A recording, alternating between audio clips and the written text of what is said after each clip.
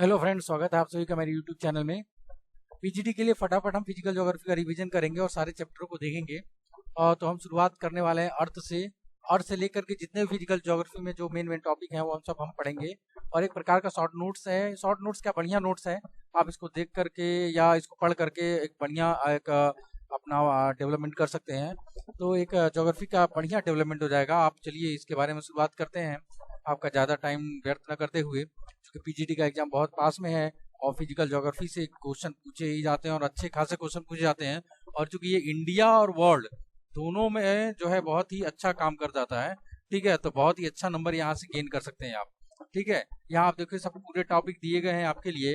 अर्थ है, अक्षांश और देशांतर है, ठीक है, स्थानीय संबंध गणना है, पृथ्वी की आंतरिक संरचना है, रॉक्स है, चट्टाने हैं, प्लेट वेटिंग सिद्धांत है, जलवायु विज्ञान है, वायुमंडल है, वायुमंडल की संरचना, वायुमंडलीय दाब, वायुदाब पेटियां, पवन तंत्र, आर्द्रता, सौरताप, समुद्र विज्ञान, एल्बिडो, महासागरीय ज्वार, प्रवाल भित्ति और महासागरीय धाराएं।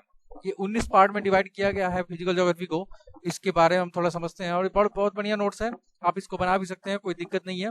तो चलिए शुरुआत करते हैं। पीजीटी के लिए बहुत ही इंपॉर्टेंट है ये, पीजीटी में आपके बहुत काम आएगा, अच्छे खासे नंबर आप गेन कर सकते हैं। तो चलिए शुरुआत करते हैं। पहले ये महाद्वीप के बारे में जानेंगे, कौन कौन से महाद्वीप हैं हमारे यहाँ वर्ल्ड में। तो उत्तरी अमेरिका ये आपको पता ही होगा, दक्षिणी अमेरिका ये भी आपको पता है, अफ्रीका, यूरोप, एशिया, ऑस्ट्रेलिया और अंटार्कटिका, 7 महाद्वीप हैं। ठीक है, महासागर, विश्व की जलवायु, वैश्विक खनिज वितरण, विश्व के सबसे बड़े द्वीप व झील, महाद्वीपीय विस्थापन सिद्धांत, मिट्टी, ये भी पार्ट बच गया था, ये भी पार्ट है, आपको ये भी पढ़ना है। तो मतलब आप देख रहे हो कि मोटा मोटा सारे जो है पार्ट इसमें कवर हैं और पीजीटी के एग्जाम के लिए बहुत ही इंपॉर्टेंट है। अगर आप पढ़ लेते हैं तो आपको आप अच्छा खासा नंबर जो है गेन कर सकते हैं। ठीक है बच्चों, तो चलिए शुरुआत करते हैं।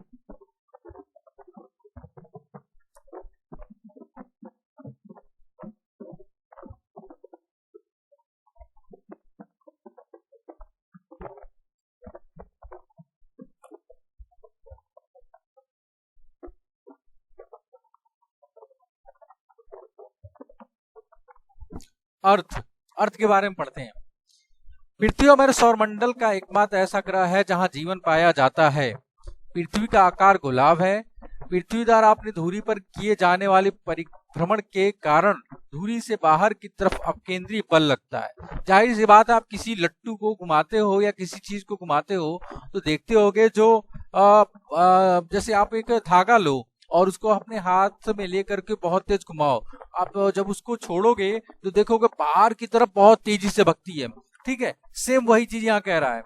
पृथ्वी द्वारा अपनी धुरी पर किए जाने वाले परिभ्रमण के कारण धुरी से बाहर की तरफ अपकेंद्रीय बल लगता है। आप समझ गए होंगे अपकेंद्रीय बल क्या होता है, केंद्र से बाहर की तरफ जाना। ठीक है, तो मैंने बोला ना, एक धागा आप में लीजिए, उसमें एक तरफ जो है आप कोई ईंट या टुकड़ा बांध दीजिए और उसको खूब तेज घुमाइए, और घुमाने के बाद जैसे ही आप छोड़ेंगे उसको अचानक, वो बहुत तेजी से बाहर की तरफ जाएगा। तो एक प्रकार का अपकेंद्रीय बल का ही काम करता है। अब कह रहे जिसके कारण पृथ्वी का विषुवत रेखीय क्षेत्रों में अधिक प्रसार हो जाता है। इसी का जो रीजन होता है वो क्या होता है, विषुवत रेखीय क्षेत्रों में अधिक प्रसार हो जाता है। इसलिए पृथ्वी की विषुवत रेखीय मतलब भूमध्य रेखा, इक्वेटर, विषुवत रेखीय त्रिज्या इसकी ध्रुवीय त्रिज्या से अधिक होती है। सिंपल सी बात है, ये आप देख रहे होंगे, ये वैल्यू R1 की वैल्यू जो है वो ज्यादा होगी। ठीक है, ध्रुवीय क्षेत्र की अपेक्षा ये जो है ज्यादा होगी, R1 is greater than R। इसी कारण पृथ्वी द्वारा विषुवत रेखीय क्षेत्रों में सबसे कम गुरुत्वाकर्षण बल लगाया जाता है, जबकि सर्वाधिक गुरुत्वाकर्षण बल ध्रुवीय क्षेत्रों में लगाया जाता है। ठीक है, R की वैल्यू क्या है, यहाँ ज्यादा है ना, तो R की वैल्यू ज्यादा है तो गुरुत्वाकर्षण बल क्या होगा, कम हो जाएगा। R की वैल्यू कम होगी, गुरुत्वाकर्षण बल ज्यादा हो जाएगा। क्लियर है, आपने वो फॉर्मूला पढ़ा होगा साइंस में गुरुत्वाकर्षण के लिए, वहीं से ये लिया गया है। ठीक है ना, R की वैल्यू अगर क्या होगी, कम होगी, तो गुरुत्वाकर्षण बल क्या होगा, ज्यादा होगा, और R की वैल्यू अगर ज्यादा होगी तो गुरुत्वाकर्षण बल कम होगा। मतलब एक दूसरे के रेसिप्रोकल हैं। ठीक है, आगे आते हैं। देखिए ये formula mg proportional to m1 into m2 by r square. ठीक है, अब केंद्रीय बल, पृथ्वी की धुरी एक्सिस ऑफ द अर्थ वह काल्पनिक रेखा है जिसके चारों ओर पृथ्वी परिभ्रमण करती हुई प्रतीत होती है, वह पृथ्वी की धुरी कहलाती है। पृथ्वी की धुरी लंबवत नहीं है, अपितु यह लंबवत से 23.5 डिग्री झुकी हुई है। ठीक है, आपको पता होना चाहिए पृथ्वी जो है 23.5 डिग्री जो है वो क्या बेंड है, झुकी हुई है। पृथ्वी की धुरी की यह झुकाव ही क्या कहलाता है, अक्षीय झुकाव कहलाता है। देखिए आपको ये दिख रहा होगा नॉर्थ पोल और साउथ पोल, ये 23.5 डिग्री क्या दिखा रहा है, झुकी। पृथ्वी की कक्षा के बारे में देखते हैं, ऑर्बिट ऑफ द अर्थ। देखिए टाइम ज्यादा नहीं है पीजीटी के बारे में, इसलिए आप थोड़ा पुश करके आप जो है इसको समझ सकते हो, पढ़ सकते हो। ठीक है, तो मैं जो है अभी पूरा क्लियरिफाई कर दे रहा हूँ, पूरा जो है बता दे रहा हूँ, पूरा नोट्स जो है पढ़ दे रहा हूँ मैं। अब कॉन्सेप्ट बहुत ज्यादा मैं नहीं दे पाऊंगा क्योंकि पीजीटी का एग्जाम नजदीक है। एक चीज है कि आपको एक ही जगह पूरा नोट्स मिल जा रहा है, ये आपके लिए बेहतर होगा। चलिए, पृथ्वी की कक्षा, ऑर्बिट ऑफ द अर्थ, वह स्थायी मार्ग जिस पर चलते हुए पृथ्वी सूर्य के चारों ओर परिक्रमण करती है, सॉरी, वह पृथ्वी की धुरी कहलाती है। ठीक है, वह काल्पनिक रेखा जिसके चारों ओर पृथ्वी परिभ्रमण करती हुई प्रतीत होती है, वह क्या कहलाती है, पृथ्वी की धुरी कहलाती है। पृथ्वी की धुरी लंबवत नहीं है, अपितु यह लंबवत से 23.5 डिग्री झुकी हुई है। पृथ्वी की धुरी का यही झुकाव क्या कहलाता है, अक्षीय झुकाव कहलाता है। यहाँ पहले पढ़ चुके, 23.5 डिग्री झुकी हुई है। पृथ्वी की कक्षा, वह स्थायी मार्ग जिस पर चलते हुए पृथ्वी सूर्य के चारों ओर परिक्रमण करती है, वह पृथ्वी की कक्षा कहलाती है। ये आपको पता ही होगा, परिक्रमण करना। ठीक है ना, एक एक मार्ग बना हुआ है, पृथ्वी जो है चलते हुए पृथ्वी सूर्य के चारों ओर क्या करती है, परिक्रमण करती है। इसके बारे में आपने सुना होगा, कॉपरनिकस ने सबसे पहले जो मान्यता क्या थी कि नहीं, पृथ्वी सर्वोपरि है। ठीक है, पृथ्वी किसी की परिक्रमा नहीं कर सकती। जो हमारे पूर्वज थे वो ये धारणा बैठाए हुए थे कि पृथ्वी पे हम रहते हैं, पृथ्वी ही सर्वोपरि है, पृथ्वी किसी की परिक्रमा नहीं कर सकती। लेकिन जब कॉपरनिकस ने ये बात कही कि नहीं ये गलत है, पृथ्वी परिक्रमा करती है सूर्य की, तो लोगों ने उन्हें मार दिया। आई बात समझ में, उनको मार दिया गया। पहले जो है बहुत ही इन सभी चीजों को लेकर लोगों के अंदर बहुत ही एक मतलब कह सकते हो अलग तरीके की सोच रहती थी। ठीक है, पृथ्वी कक्षा के बारे में समझ में आ गया। अब यहाँ देखिए इस फिगर में दिया हुआ अपसौर के बारे में, उपसौर के बारे में। उपसौर किस दिन होता है, 3 जून को। अपसौर के बारे में, अपसौर किस दिन होता है, 4 जुलाई को। इससे डायरेक्ट क्वेश्चन पूछ दिया जाता है। ठीक है, उपसौर में देखिए दिखा रहा है, यहाँ पे दूरी दिखा रहा है 147 किलोमीटर। उपसौर मतलब सन, और ये पृथ्वी की दूरी क्या होगी, सन के पास आ जाएगा, 147 किलोमीटर उपसौर में होता है, जो कि कब होता है, 3 जनवरी को होता है। ठीक है, 3 जनवरी को होता है। कब होता है, 3 जनवरी को उपसौर की स्थिति होती है, और 4 जुलाई को अपसौर की। यहाँ देखिए दूरी बढ़ गई 152 किलोमीटर। ठीक है ना, आगे चलते हैं। ये डायरेक्ट पूछ देता है कि उपसौर किस डेट को कहते हैं, अपसौर किस डेट में होता है। तो उपसौर जब नजदीक होता है तो 3 जनवरी, अपसौर जब दूर होता है तो 4 जुलाई। पृथ्वी एक दीर्घवृत्ताकार अथवा अंडाकार कक्षा में चलते हुए सूर्य के चारों ओर परिक्रमण करती है, सबको पता होना चाहिए। दीर्घवृत्ताकार कक्षा के कारण पृथ्वी और सूर्य के मध्य दूरी समान नहीं होती है। ये ध्यान दीजिएगा, दीर्घवृत्ताकार कक्षा के कारण पृथ्वी और सूर्य के मध्य दूरी समान नहीं होती है। पृथ्वी और सूर्य के मध्य औसत दूरी 150 मिलियन किलोमीटर के बराबर होती है। ये पूछ देता है कि पृथ्वी और सूर्य के बीच की दूरी कितनी है, तो 149 समथिंग होती है। 150 मिलियन अगर अप्रॉक्स पूछता है तो दिया जाता है, बट 149 के आसपास होती है। ठीक है, 149 समथिंग, आगे जो भी हो पर देख लेना आप। 150 मिलियन अप्रॉक्स कर दिया गया इसको, तो ये भी क्वेश्चन पूछता है डायरेक्ट। ठीक है, अगला है इंपॉर्टेंट पॉइंट, पृथ्वी के कक्षा में वह बिंदु जहां पृथ्वी और सूर्य के मध्य दूरी न्यूनतम होती है, वह अपसौर अवस्था कहलाती है। ठीक है, अभी हमने पढ़ लिया उपसौर की अवस्था कहलाती है, नॉट अपसौर, उपसौर की अवस्था कहलाती है। ठीक है, दूरी क्या होगी, न्यूनतम होगी, किसके बीच की, पृथ्वी और सूर्य के बीच की। किस दिन होती है, 3 जनवरी को। ठीक है, ये ध्यान रखिएगा, पृथ्वी हर वर्ष 3 जनवरी को उपसौर अवस्था में होती है, तथा इस समय सूर्य से पृथ्वी की दूरी 147 किलोमीटर होती है। हो सकता है ये कभी कभी दूरी भी पूछ दे, कभी, अभी तक तो नहीं पूछा है लेकिन हो सकता है पूछ दे, तो ये ध्यान रखिएगा 147 किलोमीटर की दूरी, सॉरी 147 मिलियन किलोमीटर की दूरी पर होती है, 147 किलोमीटर नहीं, 147 मिलियन किलोमीटर। क्लियर है। पृथ्वी की कक्षा में वह बिंदु, शायद मैंने ऊपर भी 147 किलोमीटर बोल दिया, उसको क्लियरफाई कर लीजिएगा, 147 मिलियन किलोमीटर। पृथ्वी की कक्षा में वह बिंदु जहां पृथ्वी और सूर्य के मध्य दूरी सर्वाधिक होती है उसे अपसौर कहते हैं। अब यहाँ क्या हो गया, ये दूरी सर्वाधिक कब होगी, 4 जुलाई को। हमने पढ़ा था पीछे फिगर में, हमने देखा था इनके बीच की दूरी कितनी रहती है, देखिए यहाँ 152 मिलियन किलोमीटर होती है। ठीक है, इस समय जो है अपसौर मतलब सूर्य और पृथ्वी की दूरी, मध्य दूरी जो है वो ज्यादा हो जाती है। खगोलीय इकाई, इस इकाई का उपयोग सौर मंडल में खगोल पिंडों के मध्य दूरी मापने के लिए किया जाता है। एक खगोलीय इकाई का मान पृथ्वी व सूर्य के मध्य औसत दूरी के बराबर होता है। अगला पॉइंट, पृथ्वी और सूर्य के मध्य बदलती दूरी के कारण उत्तरी गोलार्ध में दक्षिणी गोलार्ध के मुकाबले अधिक अनुकूल मौसम परिस्थितियों का विकास होता है। 3 जनवरी के आसपास उत्तरी गोलार्ध में शीत ऋतु और दक्षिणी गोलार्ध में ग्रीष्म ऋतु होती है। इसी समय पृथ्वी भी अपनी उपसौर अवस्था में आ जाती है, जिसके कारण पृथ्वी प्राप्त होने वाली सौर विकिरण की मात्रा बढ़ जाती है। अब देखिए 3 जनवरी को होता क्या, हमारे देश में ठंड पड़ती है, इसलिए हमें पता नहीं चलता, पृथ्वी नजदीक होती है सूर्य के, बट चूंकि हमारे यहाँ ठंड पड़ती है इसलिए हमें कुछ ज्यादा पता नहीं चलता ठंड के मौसम में। और 4 जुलाई को क्या होता है, दूर होती है, ठीक है, तो उस समय तो गर्मी रहती है, बट कुछ न कुछ असर जरूर होता है, थोड़ी सी नजदीक होती है तो हमारे मौसम में थोड़ा बहुत जो हमें बहुत अच्छे तरीके से स्पष्ट नहीं पता चलता, लेकिन थोड़ी बहुत जो है गर्मी जरूर जो है इंक्रीज करती है। इस समय पृथ्वी अपनी उपसौर अवस्था में आ जाती है, जिस कारण पृथ्वी प्राप्त होने वाली सौर विकिरण की मात्रा, देखो बोला ना, सौर विकिरण की मात्रा बढ़ जाती है, सूर्य से प्राप्त ऊर्जा जो है थोड़ी बढ़ जाती है। यह बढ़ा हुआ सौर विकिरण उत्तरी गोलार्ध में शीत ऋतु की तीव्रता को कम कर देती है, मैंने बताया ना, हमें पता तो नहीं चलता है लेकिन वो कम करती है, जबकि दक्षिणी गोलार्ध में ग्रीष्म ऋतु की तीव्रता को बढ़ा देती है। अब ये क्वेश्चन पूछ सकता है कारण और कथन में, ठीक है ना, कि पास आती है तो बढ़ाती है नहीं बढ़ाती है, या कम होती है नहीं होती है, तो इस चीज को आप ध्यान में रखेंगे। 4 जुलाई के आसपास उत्तरी गोलार्ध में ग्रीष्म ऋतु और तथा दक्षिणी गोलार्ध में शीत ऋतु पाई जाती है। क्लियर है, 4 जुलाई को क्या होगा, उत्तरी गोलार्ध में ग्रीष्म ऋतु तथा दक्षिणी गोलार्ध में शीत ऋतु पाई जाती है। इसी समय पृथ्वी अपनी अपसौर अवस्था में आती है, जिसके कारण पृथ्वी पर प्राप्त होने वाले सौर विकिरण की मात्रा कम हो जाती है। इस कम हुए सौर विकिरण के कारण उत्तरी गोलार्ध में ग्रीष्म ऋतु की तीव्रता कम हो जाती है, जबकि दक्षिणी गोलार्ध में शीत ऋतु की तीव्रता बढ़ जाती है। ठीक है, अरे भाई उस समय नजदीक आया, जब नजदीक आएगा तो क्या होगा, आपके मतलब सूर्य का प्रकाश जो है और तेज लगेगा, ठीक है, और यहाँ क्या होगा, जब दूर चला जाता है तो क्या होगा, मात्रा कम हो जाएगी, सौर विकिरण की मात्रा कम हो जाएगी। ठीक है, अगला पॉइंट, चेंज लगभग 7% कम या ज्यादा होता है। देखिए ये भी दे दिया, लगभग 7% के आसपास कम या ज्यादा होता है, ठीक है ना, 7% कम या ज्यादा होता है। अगले पॉइंट पे आते हैं, पृथ्वी द्वारा की जाने वाली गति, पृथ्वी द्वारा 2 प्रकार की गति की जाती है, क्या, रोटेशन और रिवॉल्यूशन, परिभ्रमण और परिक्रमण। ठीक है, तो परिभ्रमण के रोटेशन के बारे में जान लें। पृथ्वी द्वारा अपनी धुरी के चारों ओर की जाने वाली वृत्ताकार गति परिभ्रमण कहलाती है, रोटेशन कहलाती है। ठीक है, अपनी धुरी पर, मतलब एक जगह एक लट्टू लिया आपने, उसको आपने घुमाया, वो अपनी धुरी पे घूम रही है, ठीक है, तो इसी को परिभ्रमण कहते हैं, रोटेशन कहते हैं। पृथ्वी को परिभ्रमण पूरा करने में 23 घंटे 56 मिनट 4 सेकंड का समय लगता है। ये भी कभी कोई क्वेश्चन पूछ देता है तो ध्यान रखेंगे, 23 घंटे 56 मिनट 4 सेकंड का समय लगता है।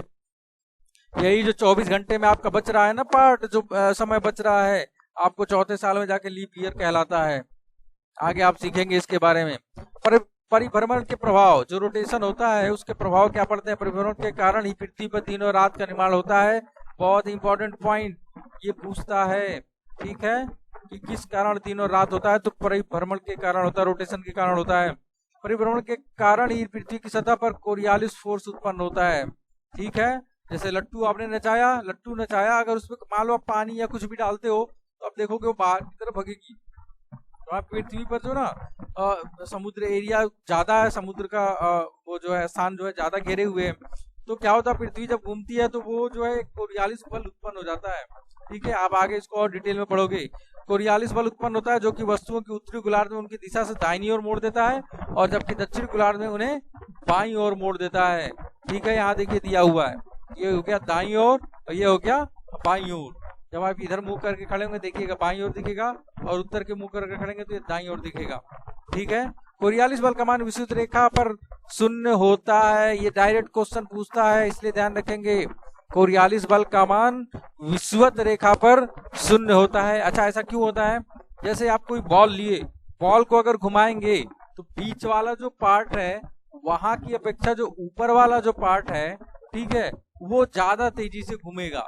आई बात समझ में, बीच वाला पार्ट जो है, जो आप उसका अगर एक भूमध्य बनाए, एक मिडिल वाला लाइन बनाए, अगर ड्रॉ करें, और ये ऊपर वाला जो भूमध्य रेखा है, जब इसको आप खूब तेज नचाएंगे तो ये वाला जो है ना, इसकी अपेक्षा जो है कम घूमेगा। ठीक है ना, कम स्पीड रहेगी इसकी स्पीड ज्यादा होगी ऊपर वाले की। इसलिए कोरियालिस बल पर जो है, कोरियालिस बल का मान जो है विषुवत रेखा पर 0 होता है। विषुवत रेखा से दूरी बढ़ने के साथ कोरियालिस बल का मान भी बढ़ता जाता है। ध्रुवों पर यह बल सर्वाधिक होता है, मैंने बताया ना, ध्रुवों पर यह बल क्या होगा, सबसे ज्यादा होगा। क्वेश्चन डायरेक्ट यहाँ से पूछता है, इसीलिए बहुत इंपॉर्टेंट पॉइंट है। वस्तु की गति बढ़ने के साथ साथ कोरियालिस बल का मान भी बढ़ता जाता है। देखिए जो भी पॉइंट बताया जा रहा है पीजीटी के लिए बहुत इंपॉर्टेंट है। कथन और कारण से क्वेश्चन पूछेगा तो यहाँ से जरूर उठाएगा। आगे चलते हैं, रिवॉल्यूशन, परिक्रमण। अब रिवॉल्यूशन पे आते हैं। अभी तक हमने रोटेशन के बारे में पढ़ा। पृथ्वी द्वारा सूर्य के चारों ओर की जाने वाली वृत्ताकार गति परिक्रमण कहलाती है। पृथ्वी को परिक्रमण पूरा करने में 365 व 6 घंटे का समय लगता है। 365 दिन और 6 घंटे का समय लगता है। देखो वो जो मैंने टाइम बताया था लीप ईयर के लिए, मेन जो लीप ईयर का ऐड होता है वो ये होता है 6 घंटे वाला, ठीक है ना। ये जाके ऐड होता है 4 साल में तो 366 हो जाता है, और मतलब वो लीप ईयर कहलाता है, ठीक है। ये इंपॉर्टेंट है, याद रखना। 365 दिन व 6 घंटे, वो भी याद रखना जो मैंने बताया था। पृथ्वी पश्चिम से पूर्व दिशा की ओर चलते हुए परिक्रमण पूरा करती है, ठीक है। पश्चिम से पूर्व दिशा की ओर चलती है। देखिए यहाँ एरो बनाया हुआ है, पश्चिम से पूर्व दिशा की ओर चल रही है, ठीक है ना। ये पश्चिम हो गया, ये पूरब हो गया। पश्चिम से पूर्व दिशा की ओर चल रही है पृथ्वी, वेस्ट टू ईस्ट। पृथ्वी के परिक्रमण का प्रभाव, उधर परिभ्रमण का प्रभाव हमने क्या पढ़ा था, परिभ्रमण के कारण, रोटेशन के कारण ही दिन व रात होता है, और परिभ्रमण के कारण ही कोरियालिस बल उत्पन्न होता है। 2 चीजें हो गई, यह है परिक्रमण। पृथ्वी पर ऋतुओं के निर्माण तथा ध्रुवीय क्षेत्रों में 6 महीने के दिन और रात के, मतलब 6 महीने दिन और 6 महीने रात के होते हैं। पृथ्वी का परिक्रमण तथा उसका अच्छी झुकाव इसके लिए जिम्मेदार होता है, ठीक है ना। 6 महीने दिन और 6 महीने रात का, वो इसका जो अच्छी झुकाव है उस कारण ऐसा होता है। ये आपका फिगर है, बहुत इंपॉर्टेंट है, देखिएगा। बसंत विषु 21 मार्च, 23 सितंबर शरद विषु हो गया, और शीत अयनांत 22 दिसंबर, और ग्रीष्म अयनांत 21 जून। इससे डायरेक्ट क्वेश्चन पूछता है, इसे आप ध्यान रखेंगे। समर और विंटर, ठीक है ना। स्प्रिंग और ये ऑटम, ये दोनों जो है, चारों जो है पॉइंट याद रखेंगे। 21 मार्च, 23 सितंबर और 21 जून और 22 दिसंबर। तो 21 जून और 22 दिसंबर को क्या होता है, सबसे बड़ा दिन होता है, ठीक है ना। ये ध्यान में रखेंगे।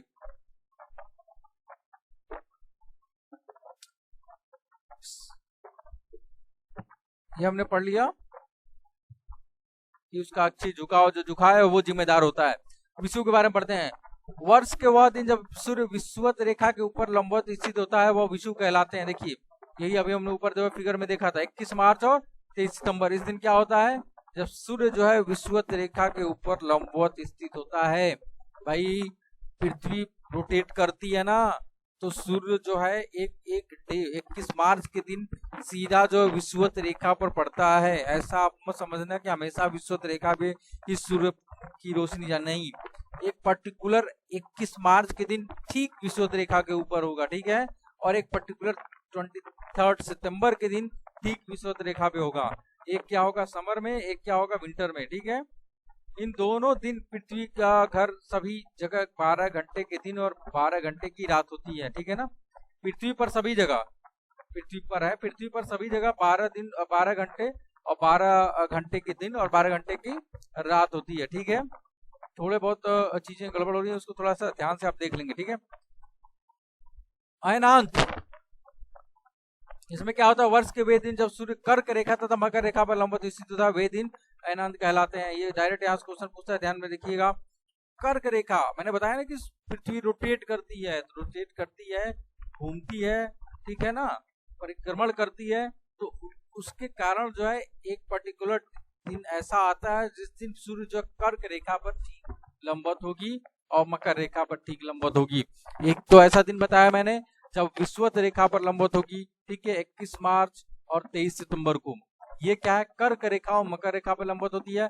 कर्क रेखा पर 21 जून को और मकर रेखा को 22 दिसंबर। ये देखिए लिखा हुआ है, 21 जून को सूर्य कर्क रेखा पर लंबवत स्थित होता है तथा यह दिन ग्रीष्म अयनांत कहलाता है। यह उत्तरी गोलार्ध का सबसे लंबा दिन होता है तथा दक्षिणी गोलार्ध की सबसे लंबी रात होती है। 23 दिसंबर को सूर्य मकर रेखा पर लंबवत स्थित होता है तथा इसे शीत अयनांत कहते हैं। यह दक्षिणी गोलार्ध का सबसे लंबा दिन और उत्तरी गोलार्ध की सबसे लंबी रात होती है, ठीक है। ये कर्क रेखा दिया हुआ है, मकर रेखा दिया हुआ है, 21 जून 22 दिसंबर, और जब विषुवत रेखा पर होती है, देखो दिया, जब यहाँ होगी तो 21 जून को होगी, जब यहाँ मकर रेखा पे होगी 23 दिसंबर को होगी, 22 दिसंबर को होगी, और जब ये विषुवत रेखा इक्वेटर कहते हैं विषुवत रेखा पर होगी, किस दिन होगी? 21 मार्च को जब उत्तर में होगी तब, और 23 सितंबर जब दक्षिण में होगी तब। आगे चलते हैं, आशा करता हूं यहां तक चीजें समझ में आई होंगी। अब अक्षांश और देशांतर, देखिए ऊपर वाला जो टॉपिक पढ़ा इससे जरूर आपको पीजीटी में क्वेश्चन पूछे जाएंगे, इसको आप बढ़िया तरीके से पढ़ लेंगे। एक बहुत ही अच्छा नोट्स है ये, आप हो सके तो इसको एक नोट्स बना भी लें जो आपके एग्जाम के लिए बहुत ही बेहतर होगा।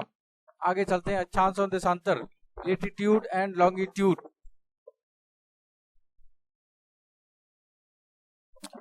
अक्षांश और देशांतर को पृथ्वी की सतह पर किसी भी स्थान की विशिष्ट स्थिति निर्धारित करने के लिए किया जाता है।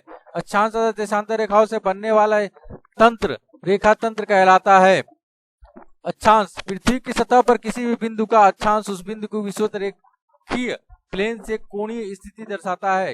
ये डेफिनेशन कभी कभी दे देता है, तो आप ध्यान में रखेंगे कि पृथ्वी की सतह पर किसी भी बिंदु का अक्षांश उस बिंदु के विषुवत रेखीय प्लेन से कोणीय दूरी, कोणीय स्थिति को दर्शाता है, ठीक है ना। अक्षांश और देशांतर न रहे तो आप जो है, अगर समुद्र एरिया में आप किसी जहाज को लेकर जाते हो तो आप अपना लोकेशन किसी को नहीं बता पाओगे, इसलिए अक्षांश और देशांतर रेखाओं का लोकेशन बताने में बहुत ही बड़ा इंपॉर्टेंस रोल होता है। अक्षांश और देशांतर रेखा इसीलिए बनी कि आपकी स्थिति को पता की जा सके कि आप किस जगह हो, ठीक है। ये देखिए फिगर बना हुआ है, फिगर आप बना लेंगे अपने नोट्स में तैयार करते समय, यह आपके लिए बहुत ही लाभदायक होगा।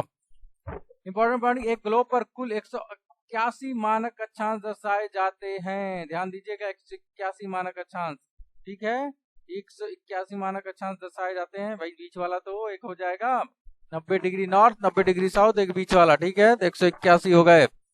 वेरी इंपॉर्टेंट पॉइंट, ग्लोब पर कुल 179 मानक अक्षांश रेखाएं दर्शाई जाती हैं, ठीक है, 89 डिग्री नॉर्थ, 89 डिग्री साउथ, ये ग्लोब पर कुल हो गया, ठीक है।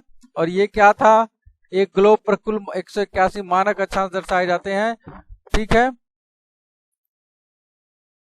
इसमें जो है दोनों ध्रुव रेखा नहीं बल्कि अपितु बिंदु है, ठीक है ना, इसमें दोनों ध्रुव रेखाओं को छोड़ दिया जाता है, केवल बिंदु को लिया जाता है। सभी अक्षांश रेखाएं एक संपूर्ण वृत्त का निर्माण करती है, ठीक है, जो भी अक्षांश रेखा ड्रॉ की जाती है वो एक वृत्त बनाती है। ये बहुत इंपॉर्टेंट पॉइंट है, क्वेश्चन पूछा जाता है यहाँ से। ये सभी रेखाएं एक दूसरे के समांतर चलती हैं, जाहिर सी बात है, आप एक समांतर जो अक्षांश रेखाएं खींची जाती हैं पूर्व से पश्चिम की तरफ, वो कैसी दिखती हैं, वो समांतर होती हैं, एक वृत्त का निर्माण भी करती हैं, इनको समांतर रेखाएं कहते हैं। इन्हीं भी दो लगातार स्थित रेखाओं के मध्य दूरी जो है समान होती है। इन रेखाओं की लंबाई विषुवत रेखा से बढ़ती दूरी के साथ कम होती जाती है। इन रेखाओं की लंबाई विषुवत रेखा से बढ़ती दूरी के साथ कम होती जाती है, ठीक है ना। लंबाई, भाई जाहिर सी बात है, ग्लोब पूरा एक प्रकार का तो है नहीं, ऊपर सकरा होता जाता है, तो जब सकरा होता जाएगा तो उसकी जो लंबाई भी क्या होती जाएगी, कम होती जाएगी। अक्षांश बढ़ने के साथ साथ इन क्षेत्रों में प्राप्त सौर ताप की मात्रा कम होती जाती है। देशांतर, पृथ्वी की सतह पर किसी बिंदु का देशांतर उस बिंदु की मध्याह्न रेखा प्लेन के पूर्व या पश्चिम में कोणीय दूरी को दर्शाता है। ये भी कोणीय दूरी को दर्शाता है। देखिए ये है देशांतर रेखाएं जो कि किधर, साउथ और नॉर्थ में ड्रॉ की गई है, नॉर्थ से साउथ में ड्रॉ की गई है। ग्लोब पर कुल 361 मानक देशांतर रेखाएं दर्शाई जाती हैं, ठीक है ना, 180 डिग्री वेस्ट में, 180 डिग्री ईस्ट में। ग्लोब पर कुल 300 मानक दर्शाई जाती हैं, कब, 180 डिग्री ईस्ट, 180 डिग्री वेस्ट, एक ही रेखा है। इस प्रकार इसमें जो है क्या हो जाएंगी, 360 रेखाएं हो जाएंगी। समझ में आई बात। ये पॉइंट को पोस्ट करके वीडियो और पॉइंट को सही से पढ़ लेना, इससे क्वेश्चन पूछे जाते हैं। सभी देशांतर रेखाओं की लंबाई बराबर होती है, ठीक है। देशांतर रेखाएं अर्धवृत्त का निर्माण करती हैं। आप इमेजरी बना के देखो अपने माइंड में, देखोगे जब आप ऊपर से नॉर्थ से साउथ तक लेकर आओगे किसी लाइन को, किसी रेखा को, तो देखोगे एक अर्धवृत्त का निर्माण करती है, ठीक है ना, क्योंकि आप पूरा नहीं ड्रॉ कर रहे हो, अर्धवृत्त बना रहे हो।